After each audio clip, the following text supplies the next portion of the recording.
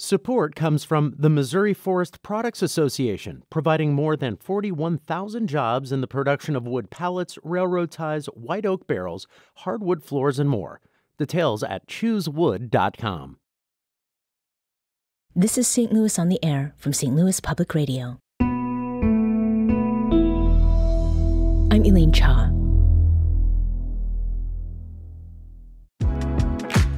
You can kind of pat your foot to it, to my rhythm. I will always feel that my grandmother is there. And my job is to make her proud. Mm-hmm. There have been many mistakes, but life isn't one of them. Over the last several decades, our next guest has been introduced many times over. Her words, as an acclaimed poet, writer, and activist, have challenged and inspired people of all ages. Her life, lived with insistent fidelity to who she is as a Black American woman, reflects insights and wit that reach across the miles she's traveled and the experiences she's been through. And, of course, she sings. She also loves her oysters and champagne. If you've not guessed it, this guest is none other than Nikki Giovanni.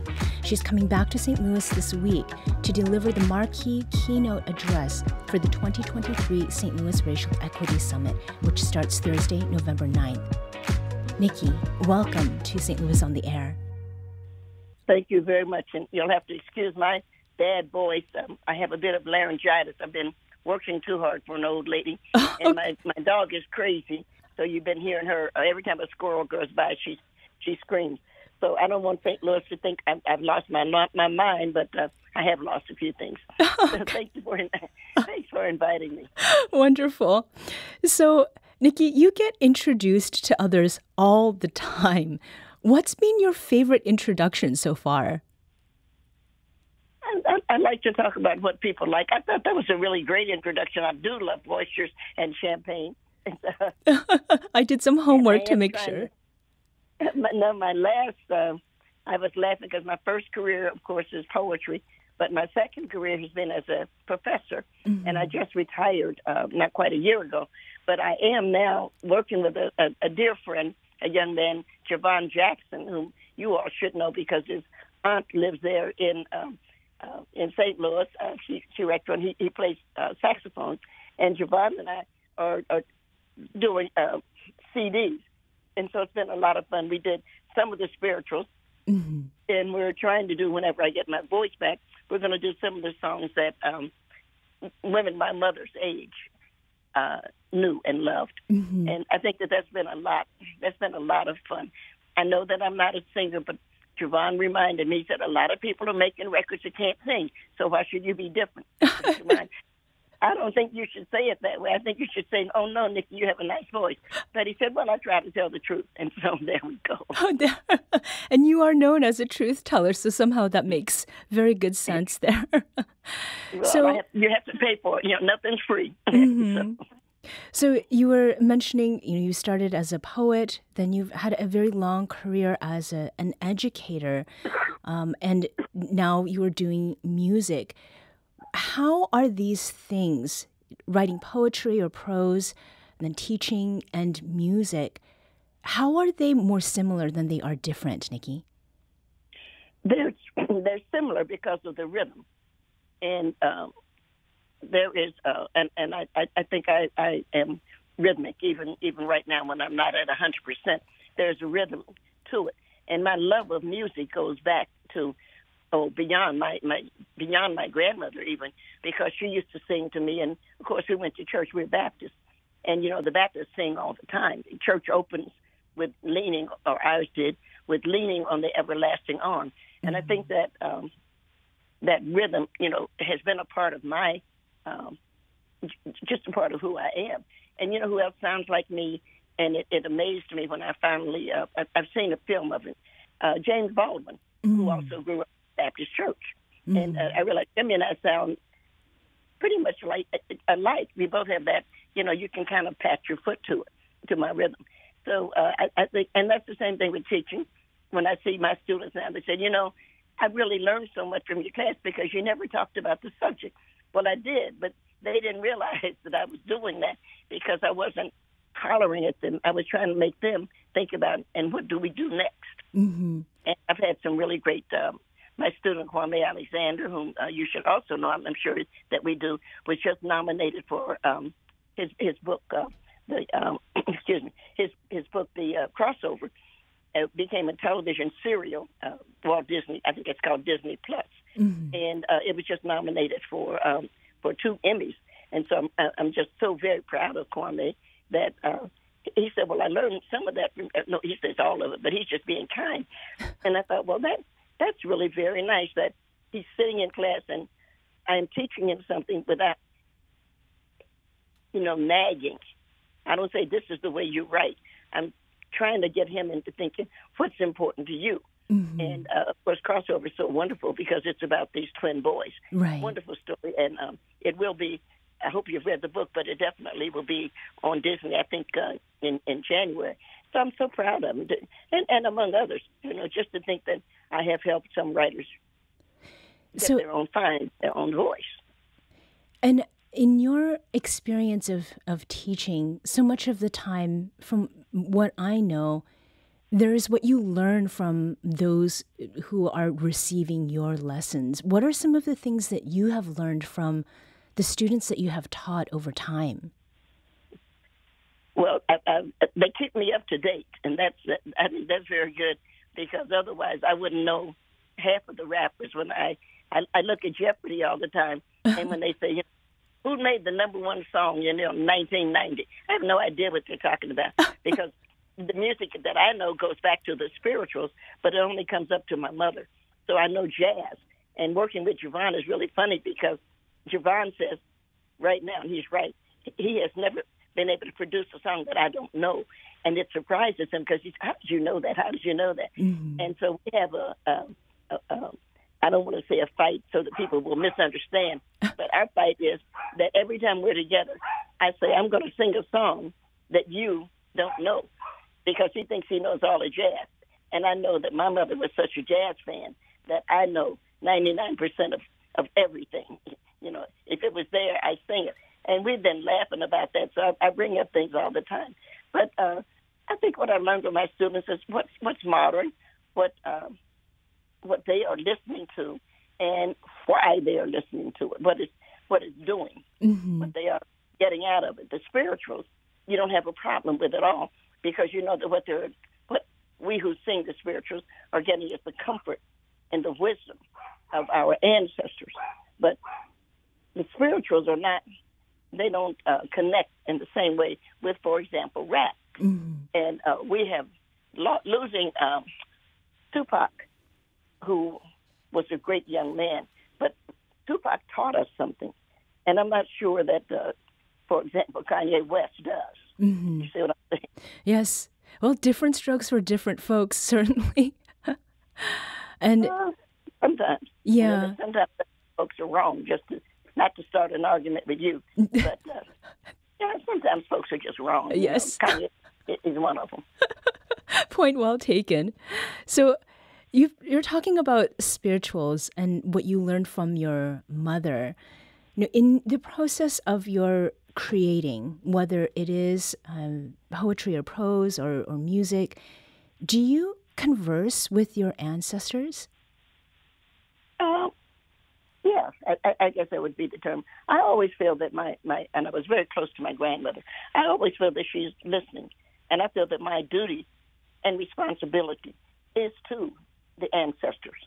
So I don't have any problem with knowing why I'm on stage, for example. And I will be that way, I hope, in St. Louis, even with a bad voice. I will always feel that my grandmother is there, and my job is to make her proud. Mm-hmm. And do you feel her speaking to you as you are engaging with people and issues that are important to you, but that you think she would also be invested in? To some degree, I guess not so much that as that. We all, and you do, you're on radio, you have to know your audience. And for me, it's very easy because my audience is grandmother, and everything else comes from that. And so my job, and back to the word that I love so much is duty. My duty is to make her proud. And every time I stand there, that's what I'm trying to do. Mm-hmm. So you're coming to St. Louis for at least the second time. Your most recent trip is, or it was, back in 2017 when you came to speak at St. Louis University for the start of Black History Month. And this time you're coming to deliver, the one opening day keynote at the 2023 St. Louis Racial Equity Summit. Nikki, did you decide to come back partly because of Giovanni, whom you were talking about earlier, or were there other reasons?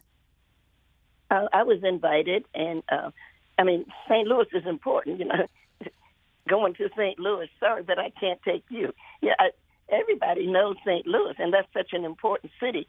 And St. Louis, like many cities, has had some difficulties. I can't solve St. Louis's difficulties, and I'm not trying to, but I do want St. Louis to know I love them. Mm-hmm. And I have an opportunity to come, and like any other old lady, I just want them to know I love St. Louis. I love what the people have been trying to do, and I know how important St. Louis is as a city. And I know that right now, a lot of the importance of this city or that city, depends, I guess, which the this or that, is that a lot of people don't recognize the importance of St. Louis and don't know its history. Mm-hmm. So I just want to come and congratulate the survivors and to let them know that we're very proud of them, and we're proud to be a part of St. Louis. And when you say survivors, Nikki, what do you mean by that? Well, it hasn't been easy being an American, period. And we know that during the immigration, the great, I guess it's great migration, coming up from Mississippi and Alabama and Georgia, we know that one of the first stop-off cities was St. Louis. And we know that they brought their music, and they brought their food, and they brought their style. So we know how important St. Louis is. And I just wanted to come to be a part of reminding this great city that you are still a great city sitting on a great river, and you have to reclaim yourself. And I say survivors because people are trying to take the pride from St. Louis. I think that is fair to say, and I hope that nobody's insulted. I'm not trying to insult anybody, but I think that they tried to suck a lot of the pride out of a great city, and I think the city has to fight back. Mm-hmm. We're talking with acclaimed poet, activist, and educator Nikki Giovanni. She's coming back to St. Louis this week to deliver the marquee keynote address for the 2023 St. Louis Racial Equity Summit, which starts tomorrow, November 9th. Nikki, you're a lifelong agitator for social justice and an avowed fan of space. Do you see similarities between getting to Mars and getting to justice and equity? Absolutely, because when you look at the history, I'm a historian. I was a history major, and I'm a big fan of history. But when you look at the Middle Passage, what you see is our trip to space, because you're going from a place that is known through an unknown to an unknown, and that's simply space. And it's going to take a lot of courage to do that, to survive that, to find a way. And this is going back several hundred years. But the people who found that way, they found it through a song. And now we're back to, again, St. Louis. Now, a lot of people are going to leave St. Louis and they're going to go on up to Chicago. So we're going to get the Chicago blues. And ultimately, we're going to come to Detroit. And Detroit's going to have the world singing what Black Americans sing. And that's so fabulous. Motown is incredibly important. But it all starts with those people coming through an unknown to an unknown. And we say, well, how did they do that? They did that because they found a song that would give them comfort. I think it's fabulous. I just think, it's fabulous. Mm-hmm. St. Louis is known, or is proud of, its place as the birthplace of the blues. And as I listened to your recitation of your poem, The Blues, and read it on the page, it felt almost like a serenade or a love song. And this is how it reads.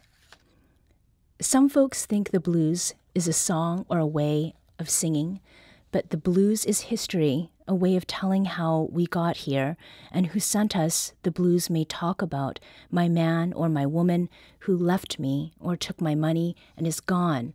But what they mean is I was stolen in an African war and ignorantly sold, probably not realizing to a new world. But the Lord is good and gave us a song to tell our story.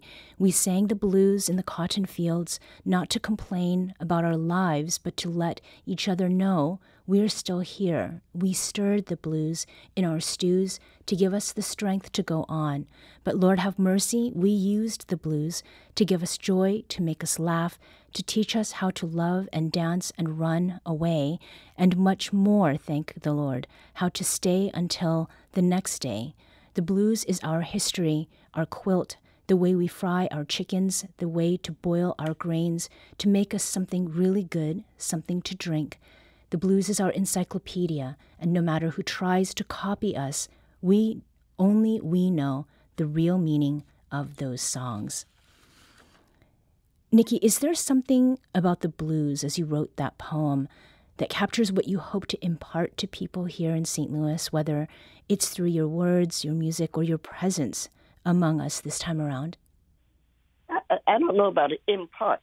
I would say share. Mm-hmm. But of course, as I was trying to point out in that poem, because I have a lot of young readers, is that the blues is not a sad song. The blues is history. It's how we tell our story about how we, how we got over it. Our soul looks back and wonders how we got over. Mm-hmm. And the blues is how we tell this story. I think it's fabulous. And I say it again, I think it's fabulous. And I think there's always going to be a fight about who founded or started the blues. Everybody, New Orleans says, well, Louis Armstrong did.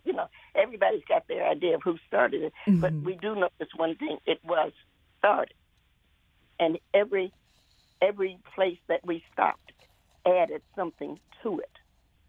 It's like fried chicken. Mm-hmm. Fried chicken in New Orleans is very different from fried chicken in St. Louis, which is incredibly different from fried chicken in Chicago. But I got to admit, I'm a good cook.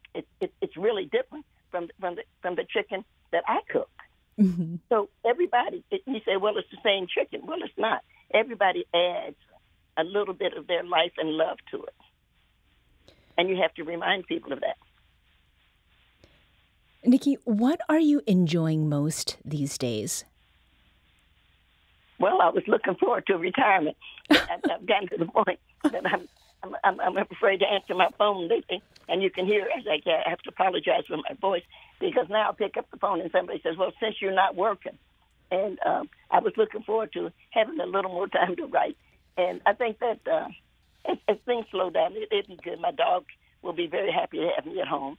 And I'm just looking forward to slowing down a little bit. Mm-hmm. But every day, life is a good idea. And I think it's every day that you wake up, you're glad. Anybody is, if you got good sense. Is there anything that you particularly delight in as far as, younger people in particular discovering your work and your voice? I'm glad to know that they're still, and I mean no disrespect to them, but that they're still reading somebody like me. And my conversation with Jimmy Baldwin, the youngsters are reading and seeing both sides in a very good way. And I think that's quite an honor. I'm sorry, Jimmy's not here to enjoy it. I mean, Jimmy drank alcohol. I don't. I just drink champagne. Mm-hmm. But if we're still here, we could just be sitting on the back porch someplace. He would have his scotch and I would have my champagne. And we would say, the kids are still listening. And it's just, and we're not right about everything, but our job was to bring out and what if. And we did that. And I like it that the youngsters are still saying, and what if or what about. I like the younger generation, by the way. It worries me a little bit that the suicide rate is so high. Mm-hmm. But that's something that they'll settle down with and make some decisions about. Because, as you said, life is a good idea. Mm-hmm. I really think so. I think that there have been many mistakes, but life isn't one of them. Life is a good idea. And so what we do with life, this is going to be something. if we have a life, what do we do with it? Did we do the best we could? And I'm not saying the best as in I became a billionaire or something. Not me, because I'm a poet, and everybody knows poets don't have any money. But that's not how you judge yourself. That's what I'm trying to say. Mm-hmm. That you're not saying I made money or I got to be on the cover of People magazine or some crap. You do it like, did this, we're back to the word I love, duty. Did I do my duty to my grandparents, to my ancestors? Have I done my best for the people I came from? Mm-hmm. And I think that's what we want to do. And just in this last moment, part of the duty is, again, coming here to St. Louis to deliver the keynote. Will that keynote feature any music from you? Will you be singing that day? I know the St. Louis hopes not. You guys have such good singers. I wouldn't. No, I need Giovanni if I'm going to sing, because he's the one who keeps me in tune. I don't have a sense of tune. It's two things that I absolutely, positively, totally lack, and one is a sense of direction. I can get lost practically walking across the street, and the other is a sense of tune. And Giovanni is always trying to keep me. No, he's like my grandmother, really. I want you to do a B flat. How the hell am I supposed to know a B flat from a C minor? Do I look like I know that? And so don't tell me that. Play it, and I'll do my best. Or better yet, why don't you follow me? Mm-hmm. We laugh about that because he's a musician. So he's like, no, I need this. I need this. Don't tell me these things. Just do what you have to do. And that's why I like jazz. And jazz and spirituals are very much alike, as you know, because you don't have to have talent to do either one, but you have to have it love. So if you have love, you can do jazz and you can do spirituals, and everybody can say amen. And that's you can't ask for anything more. Mm-hmm. Amen.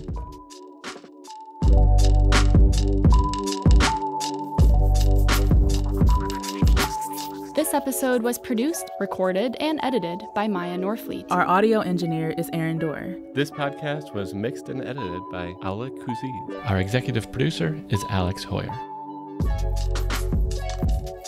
St. Louis on the Air is a production of St. Louis Public Radio. Understanding starts here. St. Louis on the Air proudly supports local artists by using music from Life Creative Group. Do you find yourself regularly listening to episodes of St. Louis on the Air? Suggest us to a friend you think might enjoy our conversations, and leave us a review and rating on Apple Podcasts on the App Store. It's the simplest way to help people discover our show. Thank you. St. Louis Public Radio is a member-supported service of the University of Missouri St. Louis.